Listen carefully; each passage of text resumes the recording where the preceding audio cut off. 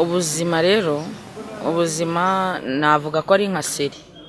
Nabufata nk'amaseri kabisa kubera ko ubona ari ibintu by'urusobe. Meza TV ryohera abagukurikiye.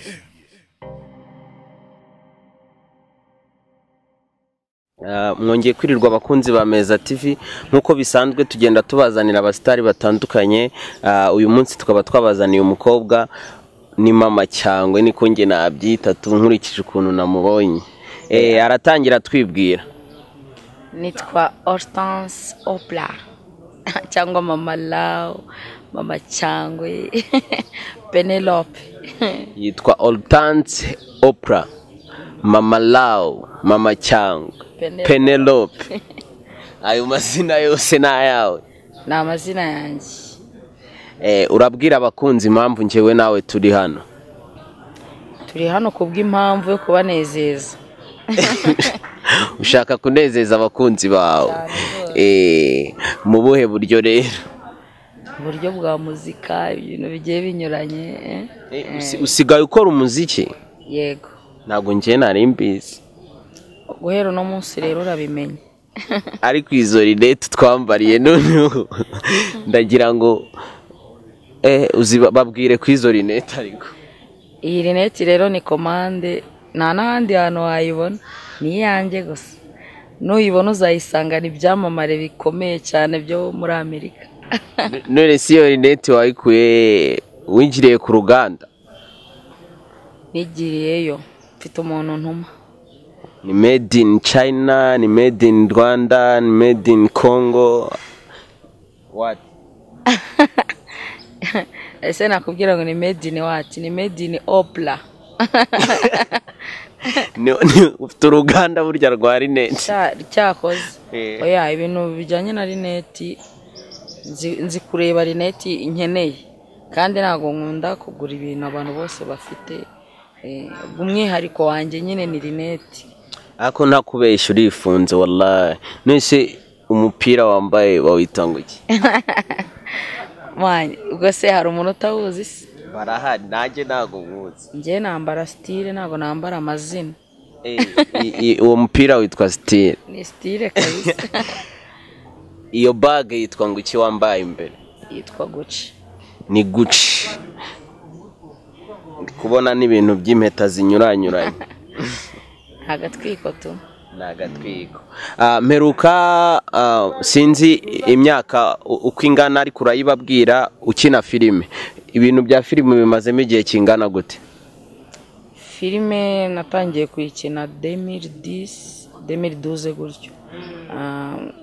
Nza kubihagarika mu 2015 kubera umwanya, akazi.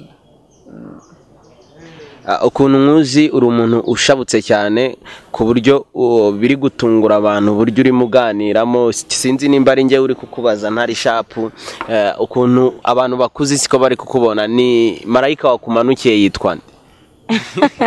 Haronde stari Gabriel. Ni Gabriel. Wanze kubasaza. Oya. Oya, ubundi waramutse amahoro ugomba kwirirwa umeze neza. Ku buryo uvuga bakabyumva. Filime se uracyazikina cyangwa filime wapu ubu ngubu hari ibindi urimo? Filime nabaye nzihagaritse, ari ibindi ndimo bijyanye na muzika. Urabanza ubusobanurira abantu impamvu wahagaritse filime kandi baragukundaga cyane? Impamvu naretse filime zisaba umwanya munini cyane kandi twebwe tuba dufite inshingano nyinshi tugomba kuzuza. Ubwo rero bikaba ngombwa ko nkererwa cyangwa nkabona umwanya ni mutoya, mpitamo kuba mbiretse kubera ko ndi muri muzika n'ubundi nta filime nta muzika byose turi kumwe.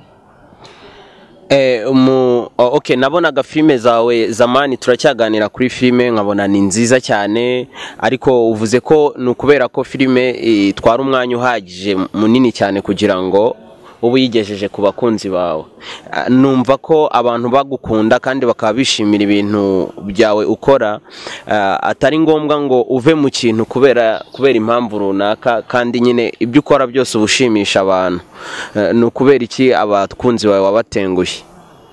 sinigeze mbatengwa turacyari kumwe nkuko nabibabwiye filime zisaba umwanya munini cyane kandi mfite akazi ngakorera kure ntago byari gushoboka ko nza gukina mfite n'akazi ko mba mu gihugu cya Kongo. Ubwo urakora uko ushoboye cyangwa se ukora iyo bwabaga kugira ngo bizeze ko ibyo urimo nabyo utazabibatererana? Shaba humure rwose kabisa ndi kumwe nabo. Uri kumwe nabo. Okay, indirimbo uherutse gushyira hanze yitwa ngo iki? Yitwa Mutima. Mutima. Waririmbiraga umwana wawe, sheri wawe, waririmbiraga bimeze gute? Nayiririmbiye abakundanye ariko nayiririmbanye n'umu artiste wahangaha mu Rwanda uzwi ku izina rya Pacifica. By'umwihariko twayiririmbiye abakundana. Pacifica ndamuzi n'indirimbo ze ndazizi, ni ukuvuga ngo iriya ndirimbo nayo narayibonye ni nziza cyane. Wagerageza iriya ndirimbo ndashaka uririmbeho agace gatoya basi kugira twinjire mu kiganiro cyacu neza. Mutima ni wowe nahisemo ndabivuze bindimo baby. Mutima niwe wahisemo warabivuze bikurimo, wabwiraga nde? Nabwiraga abakundana. Waravuze ngo mutima niwe yahisemo, none wabwiraga abantu bakundana. Ubona indirimbo yawe yarakiwe n'abantu gute? Barayishimiye kandi nanjye byaranshimishije uburyo bangaragarije ko bakinkurikirana. Antuka respect. Ufite indirimbo zingahe kugeza ubu ngubu ziri hanze? Ubu hanze indirimbo zihari ni ebyiri, Divorce na Mutima, ariko n'izindi ziraje vuba hangiye kuba izindi.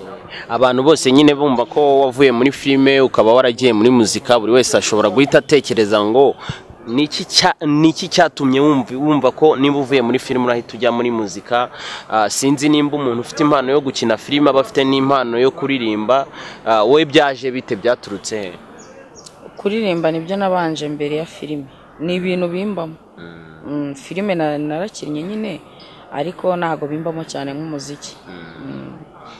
Ikikubamo cyane kurusha ibindi ni ukuririmba, bikurutira na filime no kwinjiza. Se ubona ikinjiza cyane ari iki? Umuziki urinjiza na filime zirinjiza, ariko ngiye umuziki no nabonye nyinjiriza ko nk'iyo mbonye kiraka cyo kuririmba mu bukwe ubwo nyine mba ndi mu kazi kose. Ujya uririmba no mu bukwe? Yego. Mu ndirimbo zawe se ebyiri, Divorce na Mutima, iyo waririmbye mu bukwe ni Mutima. Ni Mutima. Ni Mutima ni nziza cyane, iri gukora ku mitima y'abantu, iri guca ku zihe mbuga? YouTube, Instagram, Facebook. Iri guca ibintu birumvikana. Okay, mu buzima busanzwe noneho ndashaka ko winjira mu buzima bwawe busanzwe, ukabwira abantu iby'ubuzima bwawe, kuba uri uyu nguyu uri we, kuba uri umustar umeze utya, ukaba ukunzwe, ukaba wifunga gutya, byaturutse hehe? Kuko buri kintu kigira itangiriro ari nako kiba kizagira n'iki n'iherezo. Basobanurire life yawe yose. Ntabwo yose ibishoboka kuko n'ubundi umwanya ntabwo aba ari munini cyane. Icyo nababwira abafana ni uko guca bugufi, gukunda umurimo ni ibintu bikuzamura, ni ibintu kwanza yo kunza umurimo byose ubigeraho. Ko ntabwo waba umustar utagira amafaranga ngo byumvikane. Gukora cyane kabisa. Ko njyewe abantu benshi bazi ko nta butengira. Nitwa Mistress Kaskos. Kaskos to travel. To travel kabisa. Okay, ubu se ukora iki, ukorera he? Nkorera mu gihugu cya Kongo. Ibi byo nkorayo to. Mbere yuko uba umustar wakoraga iki? Nazunguzaga ibase. Wazunguzaga ibase? Nazunguzaga ibase. Wagendaga wikoreye ibase ku mutwe nk'aba? Cyane da. Nagenda nyine ndi kugurisha imbuto hari imbere y'isoko. Mu mujyi? Isoko rya Gisenyi. wagenda akaguhagarika mu mujyi wa Gisenyi hariya ku isoko abashuti bawe mwazunguzanyije base bahita baza biro cyane imbere cyane kabisa ariko ako kantu uri kunywa nagakimwa nagakinge ko numiwe buri kani kapanashi ni kapanashi uri kwigurira nukuvuga ngo ahangaha ni Gisenyi muri kumwe n'igitera wa wundi umuhana avayo nyamutegera kazaze ejo. Iyi ni impano twabazaniye umukobwa uririmba wakinnyeho filime azi ibikorerwa muri industry hano mu Rwanda. Tukaba turi hano Gisenyi akomeza babwira ibintu ari gukora ari kubahereza indirimbo ze nshyashya yazibabwiye amaze gukora indirimbo ebyiri. Natubwire twari twamubajije ubuzima bwe ariko yabateye bipe yabateye bipe ndashaka ababwira ubuzima bwe mbere yuko ari hano ari muri industry ababwira ubuzima yanyuzemo. Umuntu anyura mu buzima bwinshi butandukanye banyuriremo ariko ko wabatinya abakunzi ba Meza TV wapi nago ndiko batinya shabuka bana sinzi ikibazo ufite n'ukuri kose harakonje reba ukuntu wambaye nakubwiye rinete wambaye niwe wa mbere uzambaye mu Rwanda thank you harakonje harakabeho iyo hakonje ugerageza kwiyeda butamani cyakoze babwire ubuzima bwawe igihe watangiriye ugeza ngaha aho wanyuze byose. Ubuzima rero ubuzima navuga ko ari nka seri nabufata nk'amaseri kabisa kubera ko ubona ari ibintu by'urusobe. Nabayeho mu buzima bubi butari na bubi cyane kandi bwiza kuko buriya ubuzima bubi ni nk'ishuri ko nta munyeshuri uzumva yishimiye kujya ku ishuri ni bake ariko iyo yize agatsinda ahita abona ko ibyo yari ari gukora bitari ubuswa. N'ubuzima rero niko bumeze nababwiye ngo guca bugufi gukunda umurimo ni ibintu byakugeza kure cyane. Ni ukuvuga ngo n'ubundi uburyo uri kuvuga winjiye mu kiganiro uri umuntu utuje cyane nk'umuntu nyine wabaye mu buzima bwamukubise pe ubuzima rero bwagukubise igihe kirageze ngo uratira abantu imvune wabukuyemo naho ugeze ubu ngubu. Ubuzima bwankubise ntago navuga nge ko ari no kunkubita navuga ko ari inyishuri tuko ni ibigeragezo ntago twaje iyi si dutuyeho ntago ari y'abamarayika turi mu igeragezo ariko Imana ifite ukuntu ijya ikora ibyayo ifite uburyo ijya ihindura amateka ku muntu kandi ifite n'inzira ibinyuzamo. Iyo ugize kwizera ukagira gukomera kudacika intege biri mu bintu biguha avantage yo guhindura ubuzima. Birumvikana kandi biranatangaje cyane uburyo umuntu yacuruzaga agataro azenguruka mu mujyi ahamagara waharya ahamagara kuvuga ngo nge sinigeze mpamagara ariko abandi barahamagaraga. Kuki se utahamagaraga? Imineke mugure hamwe n'iki nacuruzaga imbuto zose. Ugenda uvuga ngo imineke ni mugure arya n'amapome mugure ibintu nk'ibyo ngibyo. None kuri uru rwego uri umustar urebwa n'isi yose abanyarwanda n'abanyarwandakazi baragukurikira kandi bamwe baragukunda hari nabo wenspira bashaka kuzagera ikirenge mu cyawe. Nicyo nifuzaga ko uhera ku ntangiro ubuzima bwawe mbese ubuhamya bwawe ni ubuhamya bukomeye cyane buri muntu wese yakumva bukagiraho mukura naho bumujyana. Ntago ari ngombwa ngo ubutange wizigama nkaho nta kintu byafasha abantu. Uriyo ufite ikintu ushobora gufasha umuntu ugerageza kugira ngo ukivuge. Ntago gufasha umuntu ari ukumuha amafaranga gusa ushobora gutanga n'ubuhamya bukagira ahantu bukura umuntu. Babantu wasize hariya bakizengurukana utwo dutaro bashobora kubireka bagakora n'ibindi bakanyura mu nzira wanyuzemo. Usigaye amafaranga yonyine wambaye kuva hasi kugera hejuru ntago nayabarangewe ngo nyashobore. Uri kumva urusigaye witwa mama cyangwa mama law urumva. Ndashaka ngo babwire ubaho ubuhamya ubabwire n'inzira banyuramo bagakora cyane. Buriya nibyo ndimo nkubwira iyo uri mu ishuri urahatana kandi ugahatanira kuba uwa mbere. Ubwo rero kuba hari ubuzima njye nanyuzemo nuko nabishizemo imbaraga, kuko iyo ntabishiramo imbaraga ndakeka ko n'uyu munsi nta cyari kuba cyarahindutse. Nikoreye ibase, nabonaga ubuzima bugeze habi, ariko kuko buriya ufite mu mutwe hatekereza neza ntabwo ubuzima bwakubera bubi cyane. Yego ntabwo uba ubwishimiye, ariko kamwe hari ikintu kiba ukavuga ati ngewe noneho ntihaye intego, aho kugira nzajye nsabiriza cyangwa nzaba umutekamutwe cyangwa ngende njye gukora ibintu bitaguhesha icyubahiro. Ndavuga kanze nshire hasi ubwirasi, nshire hasi kureba ngo ndi umwana wo mu mujyi, nshire hasi kureba ngo nabayeho umusitari. Buriya ntibazakubeshye kuba umusitari ni ibikorwa. Nta nubwo waba umusitari udafite amafaranga ngo bikunde. Ubwo nabonye bikomeye, nafashe iya mbere njya ku murimo, ko tuzi ko akazi kose ari akazi kandi nta munyagara w'ifaranga. Amafaranga yose igihe aziye aza ari meza kandi akakuryohera bitewe n'uburyo wayabonyemo. Nacuruje base, ncuruza imbuto, ndahirwa nubwo ntabikoze igihe kinini cyane, ariko byasaga nk'inzira Imana ishaka kubinyuzamo kugira ngo ingeze aho ubundi ahangaha aka kanya. Iyo base nayikozeho nk'amezi 6, igihe cy'amezi 6. Ubwo amezi 6 ashize haje umumama wanguriraga imbuto, ubu yagiye muri South Africa, niwe wazaga kampumuriza kaganiza, kubera ko yumvaga ari uburyo yambonagamo, hari ikindi kintu yambonagamo gitandukanye n'icyo ndi gukoramo. Arambwira ati noneho uburyo nabonye ugira courage kuri no base, ngiye kuguhereza akazi keza kandi abizi neza ko ubuzima buzahinduka kandi buzakuryohera.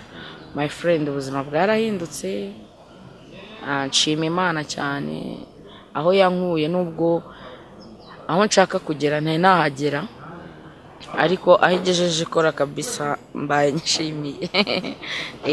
Ubwo rero nibyo nari ndimo mvuga, umuntu wese uzi ko afite ikibazo ajye yicara yitekerezaho, avuga ati ariko se ubundi Hortense ndi mu ntoki, ese ubundi kuki ibi mbigenje gutya byagenda gute?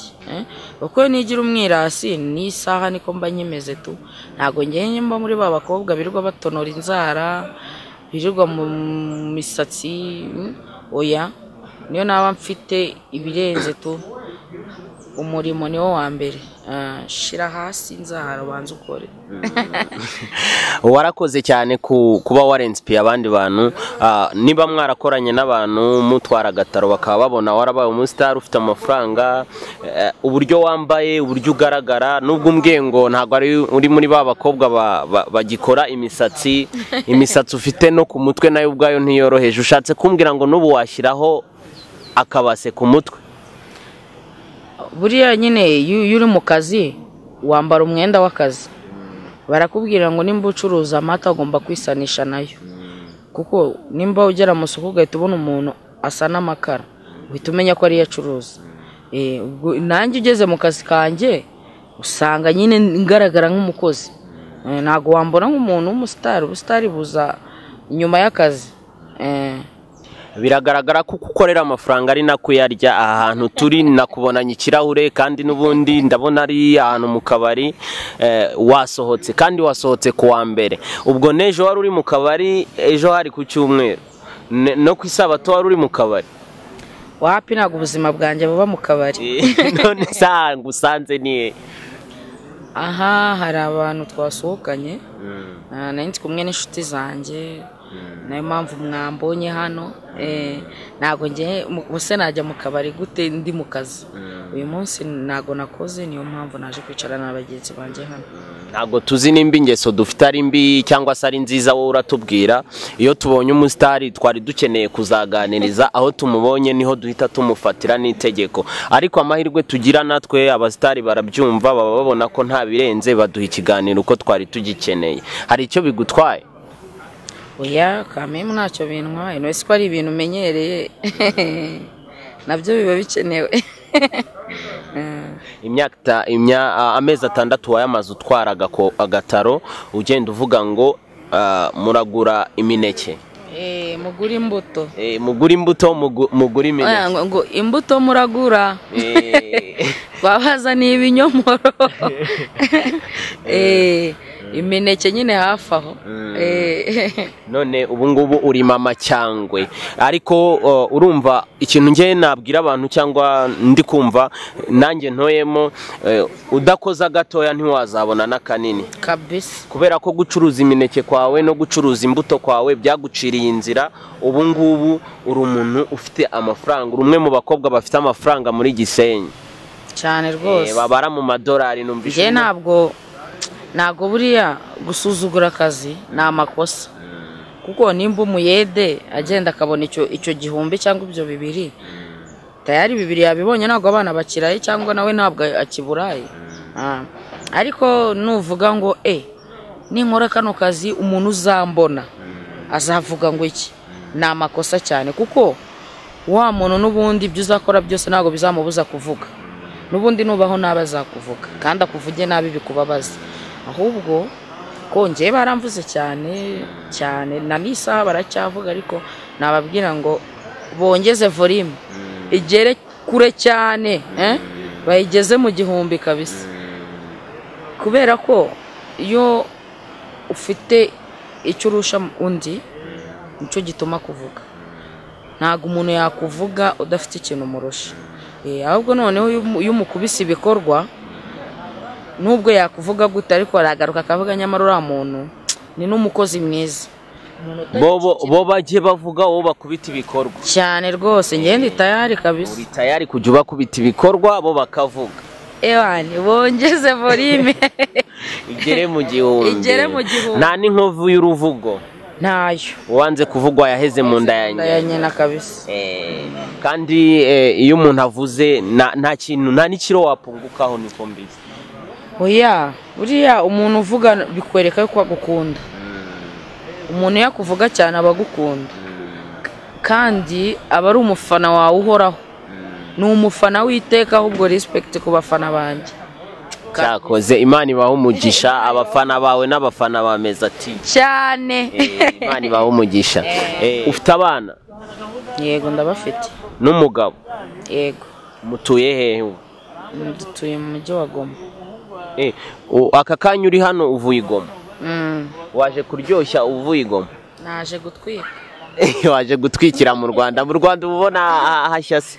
Mani mu Rwanda ni mu mahumbezi, ugasaba udatwikiye mu Rwanda ukajya gutwikira he kwe? Abagomba gushya. Ujye ugera mu Rwanda nka kangahe buriya mu cyumweru? Magera rimwe mu cyumweru. Uje gutwika? Uje kurya ku yawe? Cyane rwose. Je guhekenya ku dolari mba navunikiye. Umuziki rero umazemo igihe kingana iki kugeza ubu?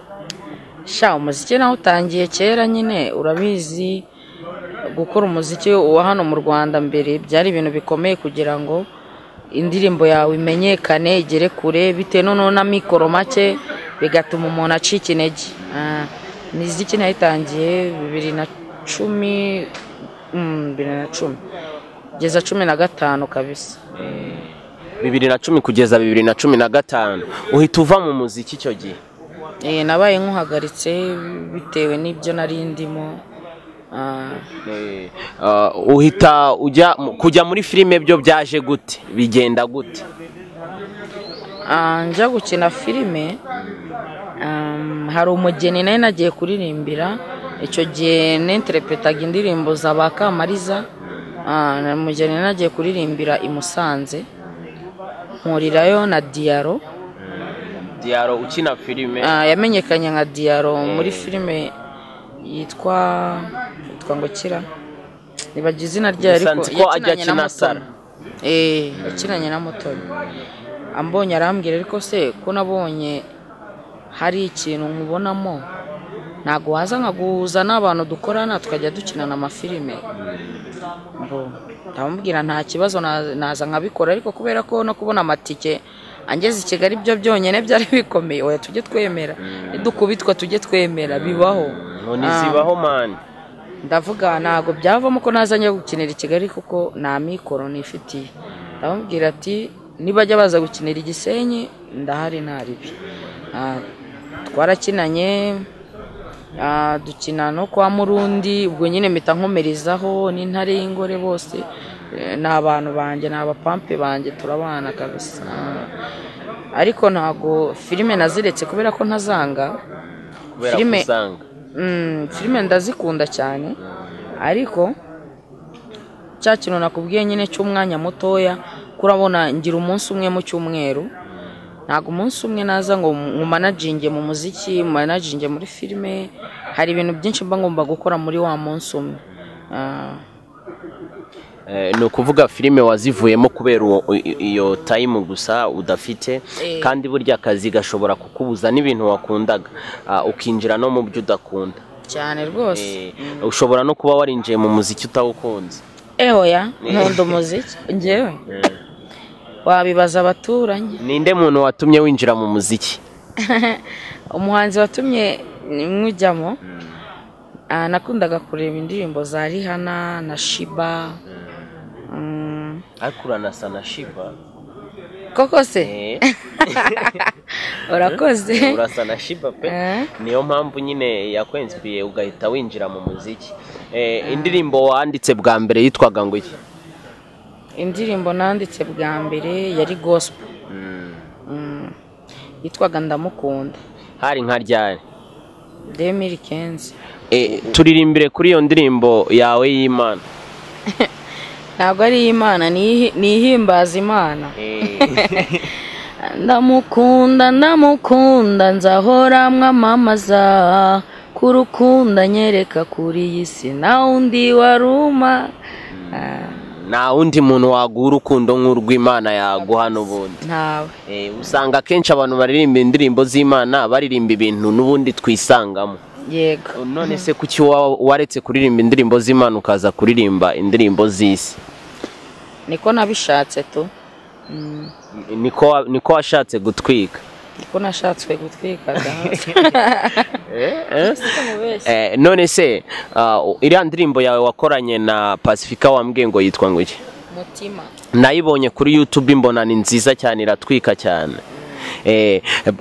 ninde hagati yawe na Pacifica wafashe ya mbere kugira ngo abwire undi gukorana nawe indirimbo Pacifica niwe wabinsabye yabigusabye akubwira ko yakubonye mw'iki gituma gusaba gukorana nawe urabona twari dusanzwe tuziranye kuva kera kabisa twariganye twakinanye umupira basket n'amahandball nyuma atangira kujya mu mbona ndirimba nyine mu makwe n'izo gospel nakoraga nazikoreraga kwa Young P yabaga hari nyuma nyine maze kumera nk'uhagaritse umuziki nibwo yagarutse arambwira ariko mfite agatekerezo nshaka kuza tugakorana iyi ndirimbo ko ndabizi ko uzi kuririmba haguruka uzi tugende bangarutse muri muzika gutyo Pacifica umubona gute mu buzima busanzwe umubona gute ese ubona ari muntu ki Pacifica mu muziki ubona bimeze bite man Pacifica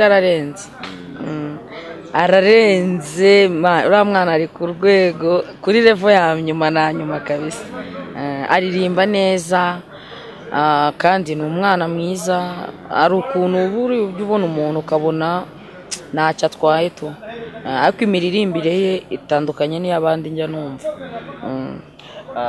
ndashaka kukubaza kuri iki kintu ndagira ngo niki gituma ubona umuziki wo muri Gisenyi cyangwa wo mu ntara utajya ugera ku rwego rushimishije nk'urwo tubona abakorera i Kigali baba bariho sinzi buri ukuntu nabivuga nimba ari uko hari ibitangazamakuru bikeya. Hano Igisenyi hari ibitangazamakuru bikeya, kandi ikindi noneho na mikoro ari mu bintu bituma batiyadapta ngo bumve ko umuziki bawurimo neza, kubera ko ibintu byose arajya kubikora asange bimusaba amafaranga, yabona rero atabishoboye akabireka tu. None se ko tubona aba legend ba Igisenyi bari abakoze umuziki kera aribo batakigaragara cyane, ahubwo abo twakira cyane nanone tukabona n'abandi bana bari kuzamuka, byo ubivuga icyo ubona biterwa n'iki? Ni cya kibazo cya mikoro. Urabona nk'umuntu uba umaze nk'imyaka 5 muri muzika akabona nta kintu biri kumuhereza, bituma bireka. Kandi noneho ikindi, abanyagisenyi bura dusa nk'abantu batajya bakundana, turapingana, kandi iyo abantu bapinze ikintu uri gukora niyo waba ushoboye ntabwo yakubwira ngo urashoboye, ahubwo wowe kugira ngo bemeze bisaba guhatana nyine ugakora cyane. Ubwo nibikubitirana uko bari kuguca intege, nawe nta mikoro ufite nyine urabireka abashoboye batambuke. Ni nayo mpamvu ubona hari abahanzi benshi bo mu karere ka Rubavu batajya bakunda gukorera umuziki hano i Rubavu, bazamuka akajya kuzamukira i Kigali, kubera nyine ako kantu. Uko bo bishiramo yuko nimba umuhanzi yakoreye umuziki i Kigali nibwo bazamukunda, kandi ni nako nabonye bigenda. Uwo Pacifica wavugaga ntabwo ari izina ryoroheje hano mu gihugu cy'u Rwanda, ariko ahantu ukunze kumwumva ni mu ntara, by'umwihariko noneho Igisenyi. Niyo wayoboka avuga ngo ndashaka umuntu bita Pacifica, umenye uwo wamubaza yajya kumuhiga mpaka mubonye, ariko wagera keji avugwa hakeya. Bikantungura nanjye ukuntu muzi ari umusitari, ariko nkaba ntamwumva mu bitangazamakuru birenze i Kigali, nkaba ntamubona ku mateleviziyo arenze birenze. Sinzi nanjye ikibitera pe. Oya, we icyo kintu ntuzakibababwira ko nge ntago icyo ngicyo nagisobanura. Ariko ni umuhanga, nawe urabizi ko ari umuhanga. Nkeneye kumenya impamvu ubuhanga bwe abandi bantu kandi nabo bafite amaso barareba batabubona. Oya, buriya kuba batabubona ntabwo ari ukuvuga ngo nuko atakoze. Arakora cyane kandi ni umu artiste ufite imbaraga cyane, ariko buriya bakubwiye ngo inkono ihira igihe, ubwo nyine uba ugomba gutegereza. Hari uza muri muzika agakubita indirimbo imwe itanaryoheye abantu tu, ariko bitewe n'uburyo yayizamutsemo n'amahirwe ayifitemo, imwe igahita ishobora gutuma isi yose imukunda ikamumenya. Hari n'ugenda agakurana wese, hari abanzi benshi tuzi ni Kigali natwe batajya bazamuka kandi bayiri muri Kigali. Ni ya mahirwe y'umuntu tu. Amahirwe y'umuntu. Bahanzi mwese, bakinnyi ba filime mwese, amahirwe yanyazaza ntimucike intege. Ibyo byo kuvuga ngo nta mafaranga mufite yo gukora, ngo ntaki, ayo ufite bari ukoresha, kandi ukore uhatane, inkono ihira igihe, niko mushiki wacu atubwiye. Ndashaka ungereranyiriza umuziki wo mu Rwanda n'umuziki wo muri Kongo kugeza ubu ngubu. Uba muri Kongo, uvuka mu Rwanda, uba muri Kongo ku mpamvu z'akazi, n'ubundi ubwo umuziki muri Kongo urawumva. Wagera mu Rwanda ukawumva wo mu Rwanda, by'umwihariko ukuri mu maraso, niho wavukiye, uririmba ikinyarwanda, byose uri umunyarwanda. Ngereranyiriza umuziki wo mu Rwanda no muri Kongo. Icyo maze kubona, umuziki nyarwanda muri kiriya gihugu urakunzwe cyane, kuko bashobora kumenya indirimbo z'abahanzi nk'icumi bo mu Rwanda zasohotse zikiri nshyashya. Ubwo iyo ubonye cyane cyane nk'utubari twa hariya, usanga bacuranga abasitari b'i Kigali cyane kabisa. Uragatambuka ukumva hari Meddy, watambuka hirya ukumva Davis D, watambuka hirya ukumva Kevin Kade, wakomeza ukumva Pacifica. Biriya bituma noneho wumva ko bya bintu hari ikintu kibirimo kandi biri gutera imbere, kuko abakongomani abagaragara mu muziki cyane babarizwa mu mujyi wa Kinshasa, ariko ahangaha Igoma ni bake umuziki barawumva. Ewane Goma rwose ni nkaho ari Igisenyi, barabikurikirana cyane. Nk'ubu indirimbo yanjye uburyo bayikunze n'uburyo bayifiringa range biranshimisha kandi noneho ukumva bakunze ururimi batari kumva kajyara akakuririmbira mutima ni ntago azi ngo mutima ni iki ariko akaririmba akabiririmba mwiringara akabishira mu njyana ashaka ariko akabifiringa bihita bikwereka yuko kame muziki nyarwanda ukunzwe. Umuziki nyarwanda urakunzwe ariko ndashaka uwungereranyirize no muri Kongo kugereranya. U Rwanda ruri imbere kugeza ubu. U Rwanda ruri imbere mu muziki kurusha Kongo cyane rwose. Ushingiye ku impamvu ebyiri. Shingiye ku ba producer n'aba producer bacu barakora kandi noneho ibikorwa by'abanyarwanda muri muzika hari ukuntu biri kugenda bisatira nk'aba Nigeria n'iterambere noneho wagera mu miririmbire y'abanyarwanda ugahita wumva ni ibintu noneho biri kuryohera amatwi. Mu Rwanda tugumye duhatane dutera imbere kuko urebye urwego turiho ukareba nko mu myaka nk'itanu cyangwa se imyaka 7 kugeza ku 10 ihise ahantu tugeze mu muziki nanjye rwose haranshimisha. Dushimira n'abantu bakoze mbere bari aba legend bose tuzi bakoze mbere baduharuriye inzira turi kuyinyuramo iharuye kandi duhatane mugerageze mukore mwebwe mu kivuka cyane. Ewane kabisa buriya umuziki usaba guhatana. Iyo ugenze gake nyine nawe ucika intege. Yako bikoranye imbaraga kandi ukabikora ubikunda birakorohera cyane kuba nawe wabibonamo inyungu. Umuhanzi uri kuririmbira muri Gisenyi uri kuzamuka cyangwa se unasanzwe akora yakora iki kugira ngo agerageze kuba umustar? Ni ugukora cyane. Imbaraga kabisa nazibura ubwo nyine azaba yacitse amazi. Ahangaha muri Gisenyi urumva hari idefi imwe nahabonye sinzi nimba tuyihuza kugira ngo umuntu abone management biragoye. Barabitinya batinya ku managinga abahanzi babo kandi bagize bumva nyine bajya gusapotinga b'i Kigali ako buriya uje ugafasha n'uwangana wakazamura intara urimo byadufasha kuko nimba Gisenyi tuzi ko ifite abahanzi abakinnyi b'umupira bakina neza kuki se hatavayo n'abahanzi kuki bumva ko abahanzi bose bava i Kigali kandi hano hari abahanzi benshi bashoboye ba Bex murabazi ba Pacifica ba Dox ba Entizo the same ba Kalidi n'abahanzi barahari benshi bashoboye. Ahubwo kwa bya bindi nakubwiye kudakundana nibyo bidusubiza inyuma. Bose turabazi ngaho ndagira ngo usoze ugira icyo usaba abakunzi bawe muri uyu mwanya. Icyo nasaba abakunzi banje bakomeze bangaragariza urukundo bakore subscribe bakore share basige comment nanjye rwose niteguye kubahereza ibigoma bishyashya kabisa kandi bigiye biryoshye binyuranye mbese. Abakunzi ba Meza TV murakoze. Tugana ku kiganiro cyacu reka mbasabe gukora subscribe kuri Meza TV ukande kunzogera ukore share link byose byatugwa neza kandi turabakunda muri inshuti zacu. Naho ubutaha twari turi kumwe n'umukobwa mwiza ngaha. Thank you mwakoze kunyakira. Peace and love.